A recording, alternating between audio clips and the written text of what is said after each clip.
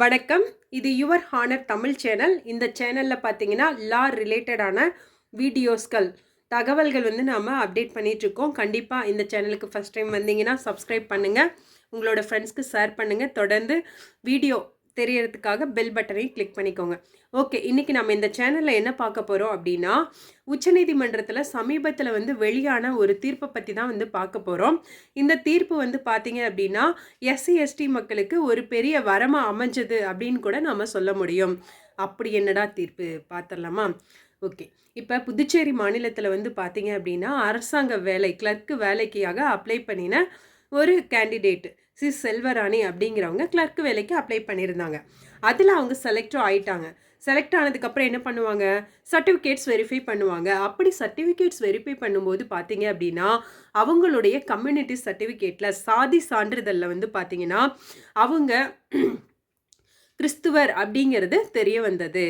ஞானஸ்தானமெல்லாம் எடுத்திருக்காங்க. ஆனால் அந்த கிறிஸ்துவராக இருக்கிறதுனால அந்த இட ஒதுக்கீடு அப்படிங்கிறது மறுக்கப்பட்டதுனால அவங்க உயர்நீதிமன்றத்தில் வழக்கு தொடுத்தாங்க. எந்த மாதிரி அப்படின்னா, அவருடைய அப்பா எஸ்சி எஸ்டி பட்டியல் இனத்தை சார்ந்தவங்க, அவங்க தாயார் பார்த்தீங்கன்னா கிறிஸ்டியன் மதத்தை சார்ந்தவங்க. இதில் அவங்களுக்கு பட்டியல், என்னுடைய தந்தை பட்டியல் இன வகுப்பினர் அப்படிங்கிறதுனால எனக்கு அதற்கான சாதி சான்றிதழை கொடுக்கணும் அப்படிங்கிற மாதிரி சொல்லியிருந்தாங்க. இதை விசாரித்த உயர்நீதிமன்ற நீதிபதி என்ன பண்ணினாரு அப்படின்னா, நீங்கள் இடஒதுக்கீடு பெறுவதற்காகவும் இந்த சலுகைகளை பெறுவதற்காகவும் சர்டிஃபிகேட் கேட்டிங்கன்னா அது கண்டிப்பாக கொடுக்க முடியாது அப்படின்னு சொல்லிட்டு அந்த வழக்கை தள்ளுபடி பண்ணிட்டாங்க. ஓகே, அப்போது செல்வராணி விட்டுட்டாங்களா அப்படின்னா அப்படி கிடையாது. அவங்க திரும்பவும் உச்சநீதிமன்றத்தில் ஒரு வழக்கு தொடுத்திருந்தாங்க.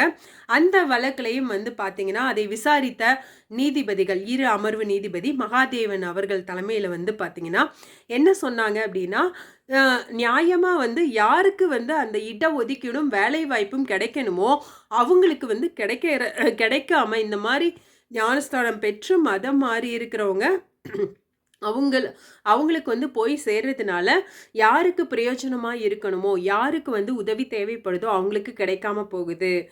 வெறும் சலுகைகளுக்காகவும் இட ஒதுக்கீடுகளுக்காகவும் வேலை வாய்ப்புகளுக்குமாகவும் நீங்கள் மதம் மாறினீங்க அப்படின்னா அதை நாங்கள் முழுமையாக ஏற்றுக்க முடியாது. அதாவது ஒரு மதத்தினுடைய கொள்கைகளை பின்பற்றுறவங்க அந்த மதத்தின் பால் அன்பு ஏற்பட்டு ஈர்ப்பால் அதன் கொள்கைகளால் ஈர்க்கப்பட்டு அதை சோல்ஃபுல்லாக ஃபீல் பண்ணி தான் மதம் மாறணும். அதுதான் மதம் மாறுறது அப்படிங்கிறது. சும்மா இந்த வேலை வாய்ப்புக்கும் சலுகைகளுக்கும் நீங்கள் மாறினீங்க அப்படின்னா அதை ஒத்துக்க முடியாது. ஆகவே செல்வரானுடைய வழக்கு பார்த்தீங்கன்னா பட்டியல் இனத்தவர் அப்படிங்கிற அந்த ஒரு சாதி சான்றிதழ் தர முடியாது அப்படின்னு சொல்லிட்டு உச்சநீதிமன்றமும் தள்ளுபடி செய்து வைத்தது. இந்த ஒரு தீர்ப்பானது எல்லார்கிட்டையும் பரவக்கூடியதா, பெரும்பாலும் வரவேற்கத்தக்கக்கூடியதாக இருந்தது. ஏன் அப்படின்னா இன்னைக்கு சுச்சுவேஷனில் பார்த்தீங்கன்னா நிறைய பேர் சர்ச்சுக்கு போய் ஞானஸ்தானம் வாங்கிட்டு கிறிஸ்டியன் அதன் மூலமாக அவங்களோட வேலைவாய்ப்பை எடுத்துக்கிறாங்க. ஆனால் உண்மையிலேயே எஸ்சி எஸ்டி பட்டியல் இனத்தவர்களுக்கு போய் சேரணுங்கிற அந்த வேலை அவங்களுக்கு சேர மாட்டேங்குது. இந்த ஒரு வழக்கின் தீர்ப்பு மூலமாக எல்லா எஸ்சி எஸ்டியும் ஒரு மன நிம்மதியோடு இருக்கிறாங்க. ஸோ மதம் மாறினவங்களுக்கு உச்சநீதிமன்றம் பெருசாக ஒரு ஆப்பை தீர்ப்பில் வச்சது அப்படிங்கிறத தெரிஞ்சுக்கலாம். ஓகே, இதே மாதிரி இன்ட்ரெஸ்டிங்கான வீடியோஸ் எல்லாம் பார்க்கணும் அப்படின்னா கண்டிப்பாக என்னோட சேனலை சப்ஸ்கிரைப் பண்ணுங்கள், உங்களோட ஃப்ரெண்ட்ஸ்க்கு ஷேர் பண்ணுங்கள். மீண்டும் யுவர் ஹானர் தமிழ் சேனலில் சந்திக்கலாம். நன்றி.